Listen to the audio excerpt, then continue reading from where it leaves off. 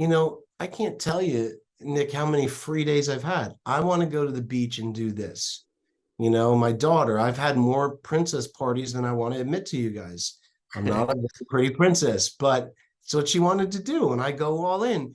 And that didn't really cost anything. There might have been a lunch that was, so, and I try to eat healthy, someplace not very healthy, but I let them choose. And, it's $8 to supersize it. We're not talking some expensive things. Hey everybody, welcome to the Kingdom REI podcast show. I'm your host, Ellis Hammond, and really excited to be here with you today with an incredible guest, someone that you're probably going to recognize from a book that I hope you've read. If you haven't read, you should definitely go read The Family Boardroom. We have Jim Sheils that's going to be on today, and I have a co-host on as well, Nick Stromwall, COO of Kingdom REI. Nick, welcome to the show, man. Can't wait to be here. I heard that we were getting Jim, and I've read this book twice, so I can't wait to learn from him in the coming minutes here. Tell me real quick before we introduce Jim why you've read this book twice. It's that's a compliment, I think, to the author to read someone's book twice, much less read once to come back to it. What was significant for you? Yeah, I think growing up, we spent an entire month at my grandparents' cabin, and just the memories that were developed there have kind of been my memories that I always go back to. I have 3 sons and a daughter on the way, and I really want to invest intentionally in the lives of my kids. And I think what really struck me in this book was just this concept of time, spending quality time with your kids, and the whole boardroom idea is just genius. I'm an entrepreneur, I'm a business owner, and I think it's easy to focus on your business and neglect your family at home. So can't wait to pepper Jim with some questions. All right, Jim. Now we've all buttered you up, man. Made you sound good. Let's get to the real man himself. Jim, welcome to the show. Hey guys, thanks. Appreciate the compliments. And I think the reason Nick read it twice is because it's a very short book. So that makes it unintimidating. So, but I do appreciate the compliment very much. Jim, one of the things I wanted to ask you just before we kind of get into this idea of having 18 summers, or maybe we talk about the book itself. Would you share a little about your story and just why this message is so significant for you? I'm sure there's a story behind this that you can share with us just to kind of learn more about who you are. The inception of this really came back in 2011. I was sent an article about a guy named Walter Isaacson. And Walter Isaacson was one of his claim to fame. He was Steve Jobs' biographer. And he was interviewed a few days after Steve Jobs passed away. And the article said Steve Jobs spent his final days surrounded by close family and used the opportunity for final interviews to explain to his wife and children why he wasn't always there for them. And it goes into, final quotes of Steve Jobs saying, I wanted my family to know who I was. I wasn't always there for them, and I wanted to explain why and hope that they understand. And this guy, I give him a lot of credit. As I'm reading this article, it was a pretty pinnacle time in my life, and I'll explain that. But he said to Steve Jobs, he said, are you glad you had a family? Are you glad you had children? And he said, Steve fired right back and said, yeah, it's 10,000 times better than anything I've ever done.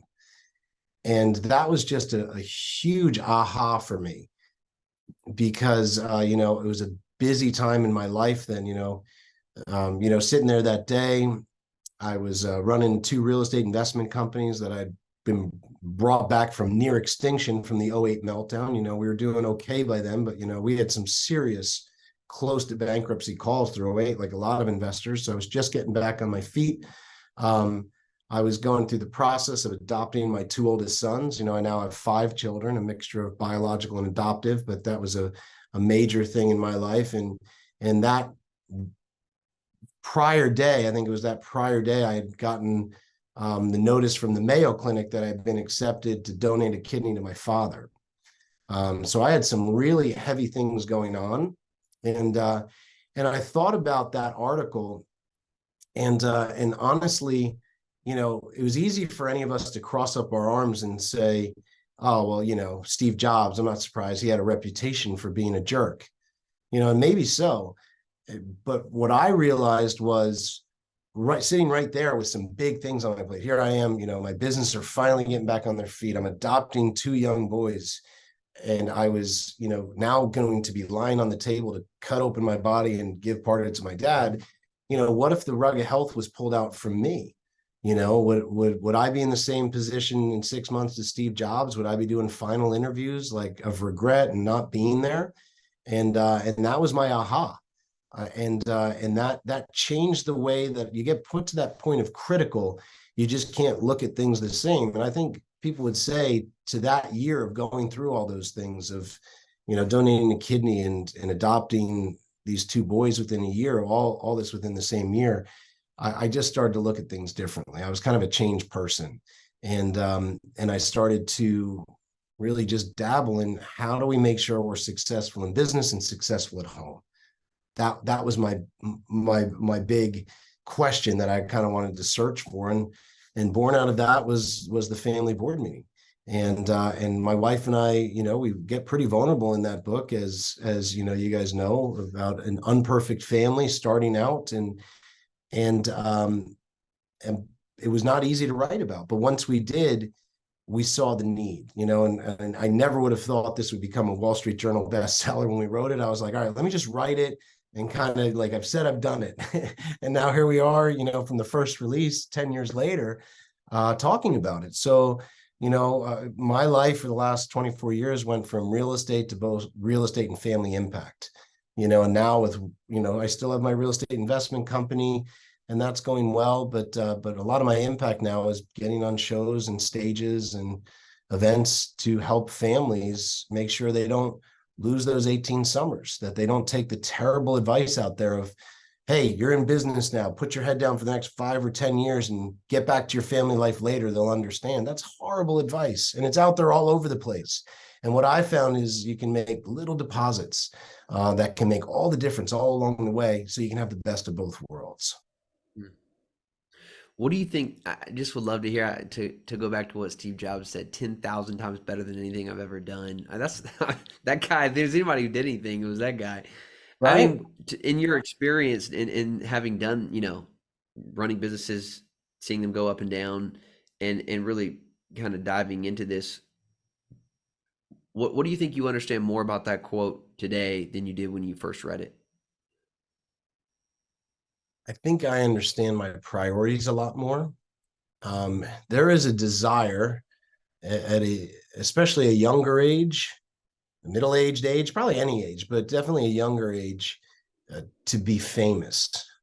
And I've learned definitely over the last decade very, very well that fame is so fleeting when it's to outside people that don't even know you. I switched it on its head, where I figured, if things work out and with the business industry and even what we do with 18 Summers, that's great. But I want to be famous at home. So many people are strangers at home and famous in their industry or in their other things. I'm like, not my goal anymore. First and foremost, I want to be famous at home. And that's where I see someone like Steve Jobs. And I'm really appreciative to Steve Jobs.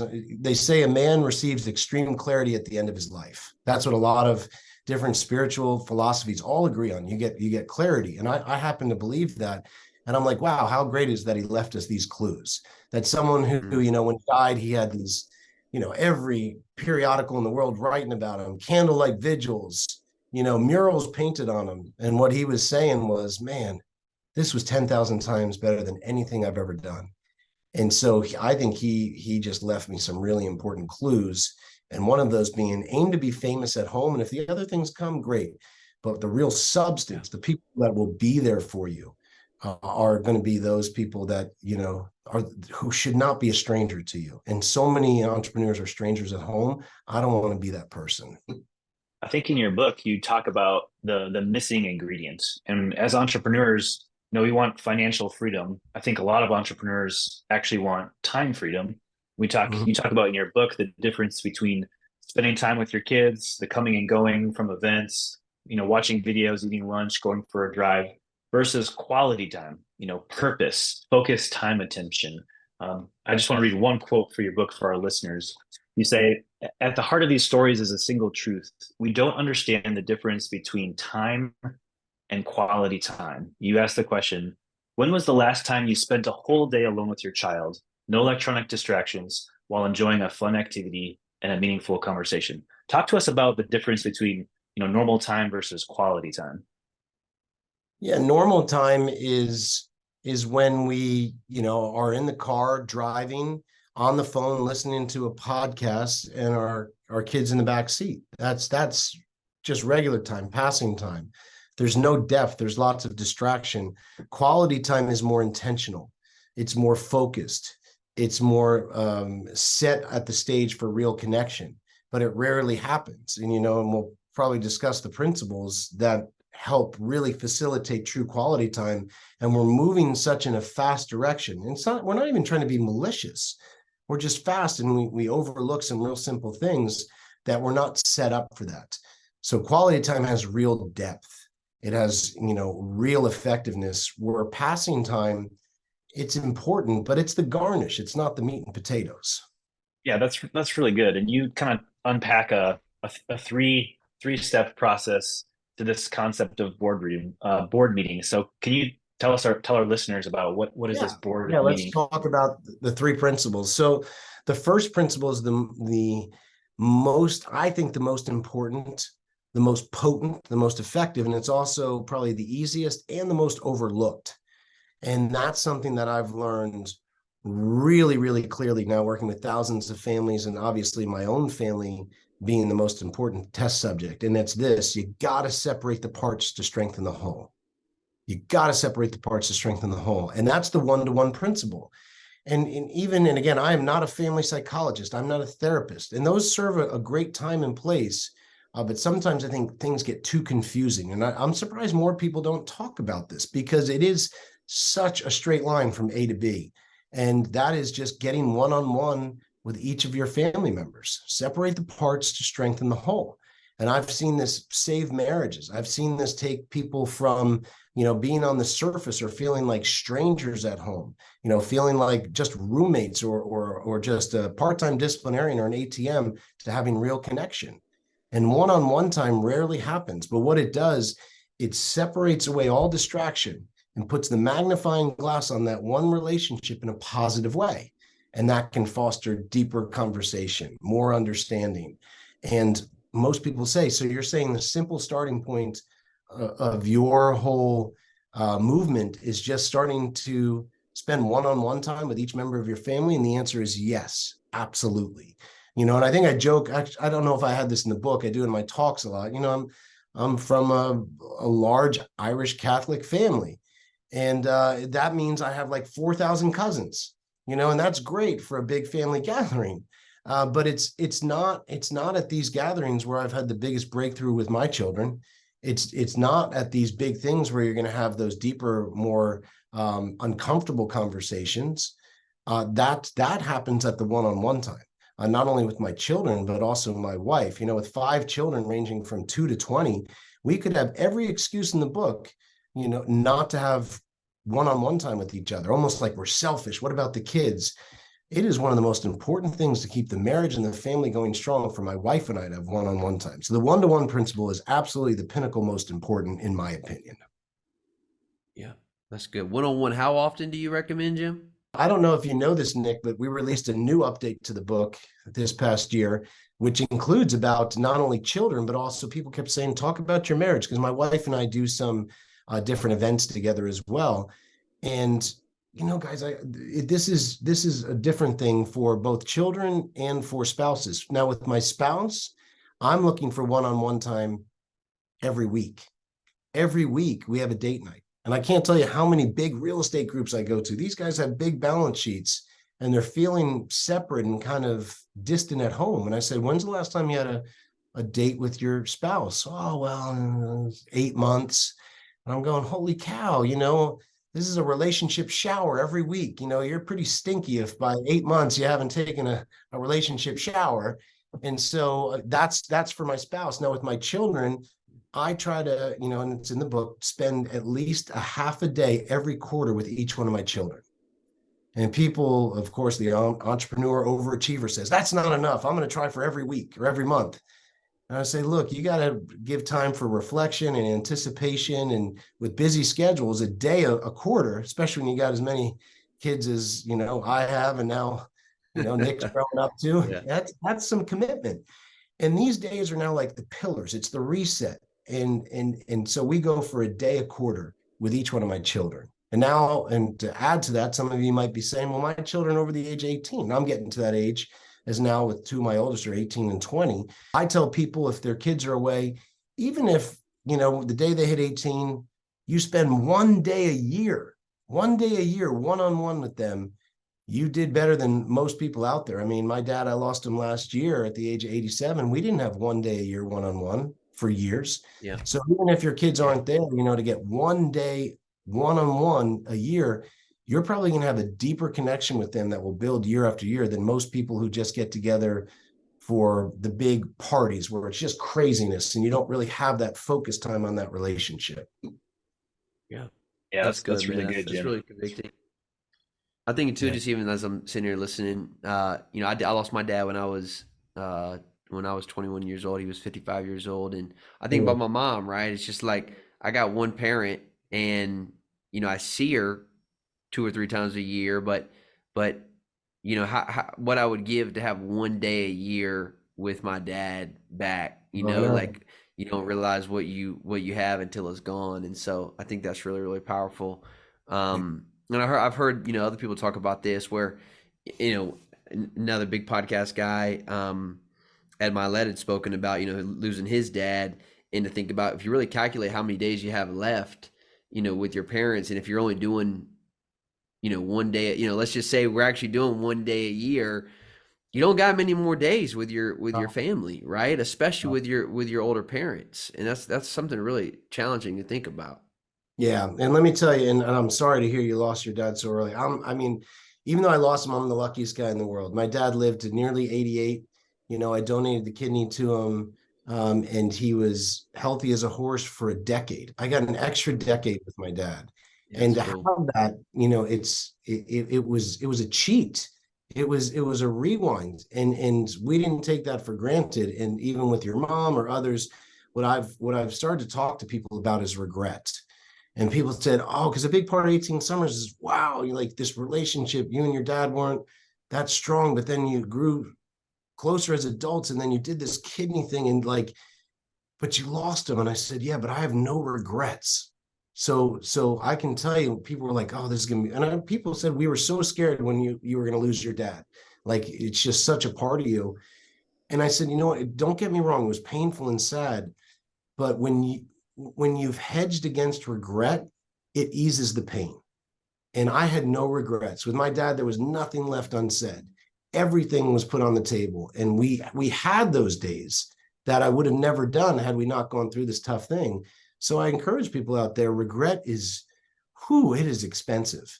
It's taxing. And so if you can put these little deposits in place, I can tell you from experience, like losing someone as close as my dad, it hurt.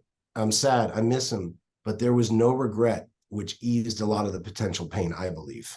One of the concepts in your book, you talk about let your kids choose what they want to do for this adventure. And I don't know if you've ever watched the movie, The Yes Day, where the kids can basically do whatever you want. So I found myself feeling like, is this what Jim means? Like, you can your kids get an unlimited budget, or how do you have parameters? Maybe just share a couple of your favorite moments with your kids.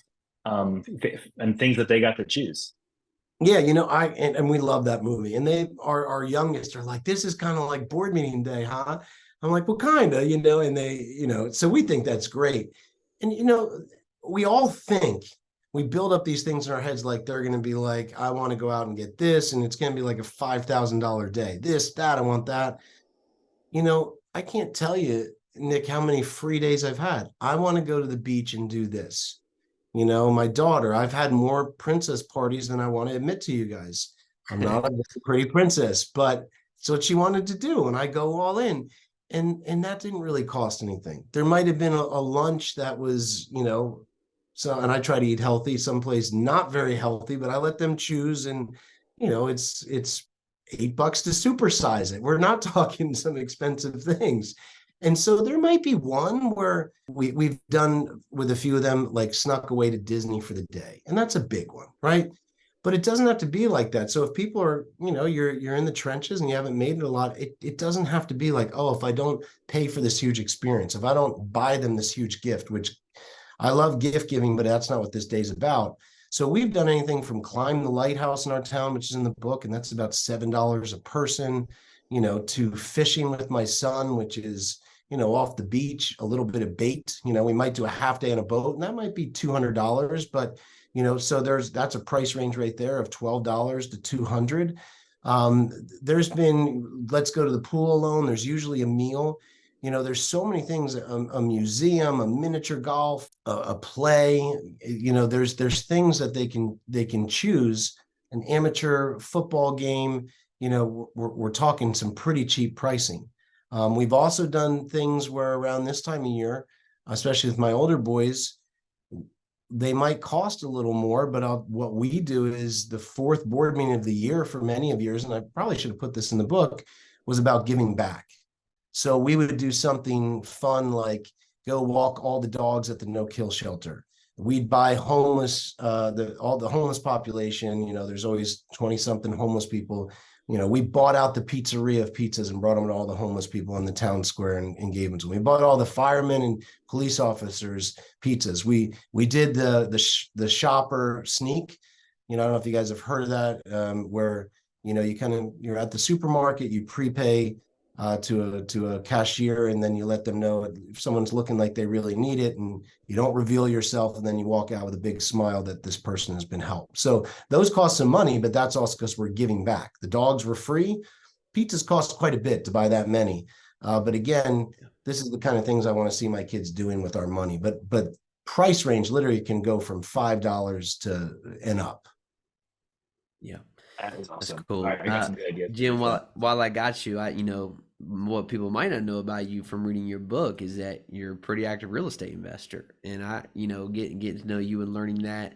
So one of the questions, right, is like, well, how do you, support this lifestyle, or how do you create more freedom so you can do more things like that? And I know you're a big believer in passive income and creating that, and real estate has done that for you. I loved hearing your experience in the build to rent space. Let's go there for a little bit, can we, man? I know we got about 10 minutes or so, and I want to hear kind of what you're doing in the build to rent, how you even landed in that, and what you see as the foreseeable future of the build to rent space. Yeah, thanks. I was 24 years in as a real estate investor. The first niche I did, super excited, full of a lot of like fire and excitement, and it nearly bankrupted me. And then, obviously learn some lessons on due diligence, picking the right properties, systems, better capital allocations, and built a pretty successful model, with bulk foreclosures. And so it was making money, but got to tell you, it was bankrupting my time. And so many of us real estate investors forget the reason we went into it is freedom of time. It's not only to be able to afford certain things maybe we couldn't as a kid. I know that was a big goal of mine. But if you're bankrupt in your time, is it really working? And so about 10 years ago is when I really finally hit my stride. And that's when, my now building partner and I had done a lot of bulk foreclosures. And he made the call to say, hey, what would you think if we built our own investment properties instead of rehabbed old ones and, tried to do properties that way? And that was a slow idea on an old dog like me who said, oh, what do you mean? I've been rehabbing houses for almost 15 years. This is all I know. This is what I do. So it was a learning curve, but that's learning curve started with, it's the two of us throwing in some money and building about $3 million worth of real estate here in Jacksonville as an experiment. Fast forward a decade later, we did almost 200 million in sales. And our focus is working for ourselves and other investors to build new construction properties in high growth markets in Florida, areas with population growth and economic growth, a good affordability buy-in with cash flow and something desirable. And there's a need for housing here right now. So we build a simple menu of single family duplexes and quads, have nearly 1,000 active investors now, and it's pretty cool to see. We've created millionaires out of a lot of our clients. who just started investing with us to build a small portfolio. We work with a lot of people who they want to be in real estate, but not necessarily full time. They've got a successful career or business, but they want some sort of asset base in real estate, and they're not in the area. We have a lot of people from more expensive areas on the West Coast and Utah now and Washington State, that where I used to be in California for years, that they want the fundamentals of Florida. They want the better landlord laws. They want the cash flow. And they also don't want headaches like old houses can sometimes provide. So we only do new construction now. And I see the build to rent model continuing to flourish. The term build to rent didn't even exist, when we started this. There was no build to rent term. Now it's Wall Street Journal material, and there's billions of dollars going towards it. So I see the niche continuing to grow. And for people that will learn the little higher learning curve, I think there's a lucrative opportunity. And there's people who, one of my goals, guys, overall is saying, what advice would you give your brother-in-law if he was just starting out in real estate today? And I'll preface that I really like my brother-in-law. He's former military, great guy, love him to pieces. The advice I'd give to him, well, he's not involved really in real estate investing, but I would say, buy less of better quality with less leverage. That's my whole thing, as this guy who's not that, fire and vinegar kid of 25 years ago. I'd say you don't have to own a ridiculous amount, own better quality, don't have too much leverage in better areas. And that's kind of what we do for build to rent for people, because I've seen a lot of people get hurt with the extra tough areas with a lot of deferred maintenance. And I've looked at how I've made most of my money over the last 24 years, and it's definitely been getting away from that model and going to this build to rent. Can you reshare what that clip real quick to your brother-in-law, what you said about the type of properties he should be focused on? I thought that was really good. Own less of better quality with less leverage. When I almost went broke in 08, it's cool. There was that, the 100 house club. Once you get 100 houses, your life's grand. Well, I way surpassed that, but you have to look at what's the condition of those properties, what area, what's your LTV, so yeah. I used to own way more properties. I own a lot less properties now, and I have way more equity and way more cash flow than I ever have. And I think we get caught up in the numbers. We also get caught up in cheap buy-ins, which anything that I've seen for new investors that chews them up and spits them out of the real estate investing niche is they usually go for super cheap, deferred maintenance type properties in tougher areas that just give them a heck of a tumble, and then they get out. So what I've tried to encourage people is say, look, maybe instead of buying 3 of those types of properties, buy 1 higher quality property and look for the long term. And so that's it. Own less of better quality with less leverage. Again, I was the king of 5% down. I'll take it. Now I'm an old man, and I'm like, if I can't put 40% down, I'm not doing it. And maybe that's a little too conservative for people, and that's okay. But you got to find that.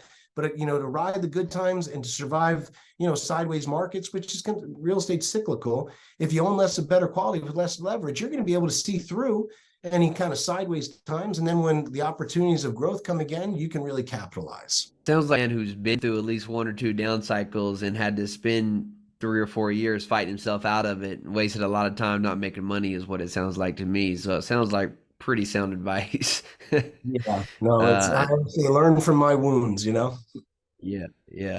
I feel like a lot of us, and I'm sure a lot of folks listening to this are maybe going through some of that right now, right? With the rise of interest rates and starting to feel some of that pain for sure.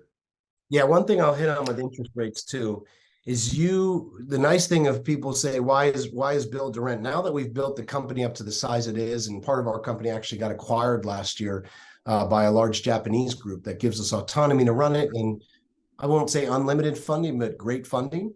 It really puts us in a financial position that's not only able to get builds done quicker and cheaper, but also we also offer in-house financing now. So where most people, if they're walking in to buy, let's say, a duplex, they go into an average mortgage company, they're getting quoted at about 8.25, maybe 8.5. Right now with our in-house financing, we're getting people financed at 5.25. So we're beating the market by almost 3%, which you guys know to get their starting cash flow off on the right foot is absolutely imperative. And I encourage people to look at that, whether it's us or others.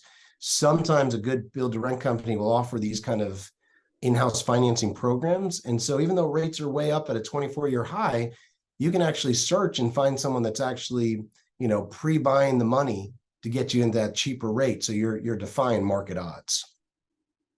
And for clarity's sake, your investors are actually are typically they're buying your back end product, meaning you guys are developing the duplex, and the investors you bring to the table are ones who are actually buying the product. Is that your model? Yeah, we have Just for clarity.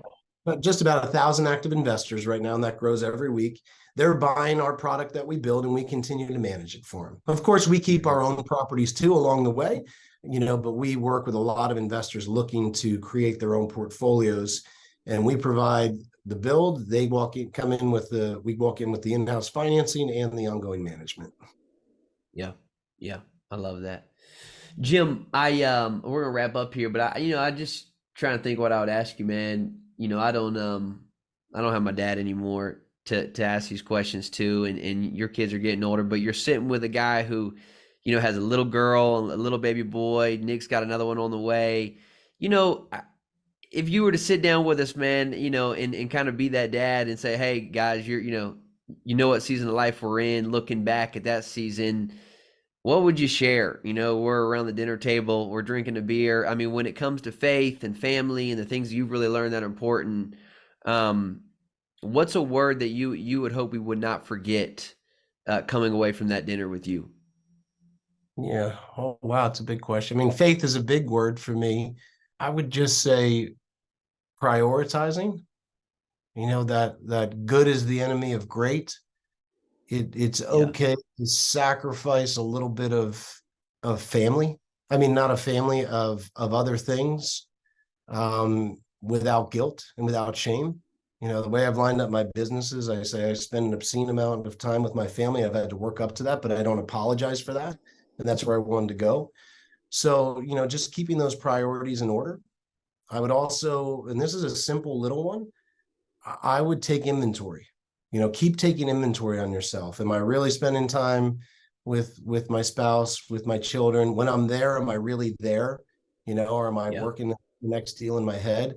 And one of the best ways to do that, and that's in the book, we all got to take inventory on these things, because and I write about in the book, that can be one of the biggest distractions. I love technology, it allows us to be talking, but you'll be shocked at how much you actually pick up your phone or get interrupted. At least for me, that was until you actually start spending periods of turning it off. So, for weekends and certain, holidays, especially, try turning your phone off. Who cares about the guy in 7th grade you barely knew and what he got for Christmas? Here you have this ripe opportunity, these beautiful little gifts in front of you, all excited, and we pull ourselves out. And I would just be really careful of that I think technology is a very good thing, but it's also a very strong addictive thing that can pull us away from priority. And it's something I've had to work through and really separate from. And it's something I encourage other people, let the email, the text, the Facebook thread that you never need to really respond to anyway, just sit.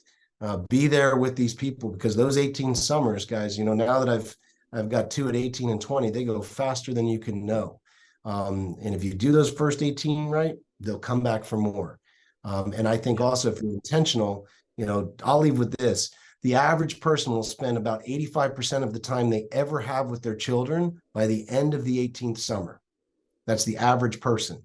So you want to make those 18 count. And if you're intentional, with the principles we talk about, turning off your phone, getting one-on-one, letting them choose days and planning adventures together. I don't think you only have 15% more time left. I think you can get that up to 20, 25, 30, 35% more time with them, because you're not average if you're focusing. You can really expand that. Yeah. What I love about that too is one of the things my wife and I said, like, if there was a goal we had in parenting, which we have several little goals, but a main goal feels like we want to raise kids that we like hanging out with, you know, and like we want to raise kids that we enjoy. And the only way to really do that is, you know, if we're gonna raise kids that we want to hang out with, well, you got to hang out with them now, right, to want to hang out with them later. And I hear that's what you're saying. So, Jim, we typically pray before we start the show, and I forgot to do that because I was so excited to meet you. So if you don't mind, man, I just want to pray for you and our audience, and we'll get out of here today.